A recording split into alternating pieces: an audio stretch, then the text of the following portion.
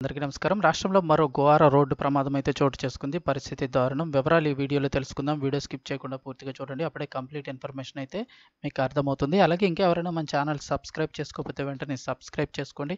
ప్రభుత్వం నుంచి వచ్చే ముఖ్యమైన అప్డేట్స్ అన్నీ కూడా మిస్ కాకుండా మీరు ముందుగానే తెలుసుకోవాలి అనుకుంటే ఛానల్ని సబ్స్క్రైబ్ చేసి ఫాలో అవుతున్నాను. అలాగే వీడియోని ఒక లైక్ చేయడం వల్ల మరింత మందికి సమాచారం చేరుతుంది.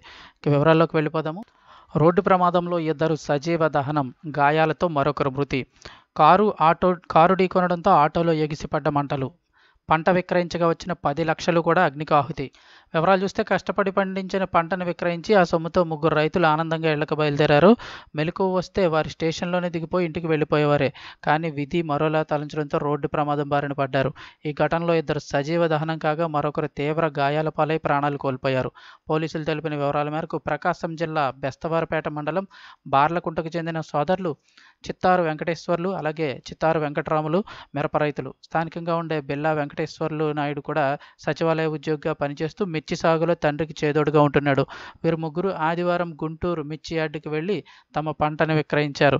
అక్కడ వచ్చిన 10 లక్షలను తీసుకొని సోమవారం రాత్రి రైల్లో తిరుగు ప్రయాణమయ్యారు. కంబం రైల్వే స్టేషన్లో వారు దిగాల్సి ఉండగా మెలకువకు రాకపోవడంతో గిద్దలూరులో దిగారు. అక్కడి నుంచి ఆటోలో స్వగ్రామానికి బయలుదేరారు. ఈ క్రమంలో వీరు ప్రయాణిస్తున్న ఆటో మంగళవారం తెల్లవారుజామున 3 గంటలకు బెస్తవారపేట మండలం పూసలపాడుకు చేరుకుంటూ ఉండగా ఎదురుగా దూసుకొచ్చిన కారు ఢీకొట్టింది. దీంతో ఆటోలో ఉన్న వెంకటేశ్వర్లు ఎగిరి రోడ్డుపై పడి అక్కడికక్కడే మృతి చెందారు. ఘటన తీవ్రతకు ఆటోలో మంటలు చెలరేగాయి. వెంకటరాములు ఇరుక్కుపోయి బయటకు రాలేక అందులోనే సజీవ దహనమయ్యారు.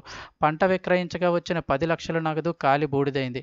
ఆటో డ్రైవర్ షేక్ ఆసిం షా అలాగే కారు నడుపుతున్న బైరగాని గురవయ్య, ఆయన కుమారుడికి తీవ్ర గాయాలవడంతో కంబం ప్రభుత్వ ఆసుపత్రికి అయితే తరలించారు. గురవయ్య విజయవాడలో కొత్త కారు కొని స్వగ్రామానికి వస్తుండగా ఈ ప్రమాదం చోటు చేసుకోవడం గమనార్హం అయితే చెప్తూ ఉన్నారు.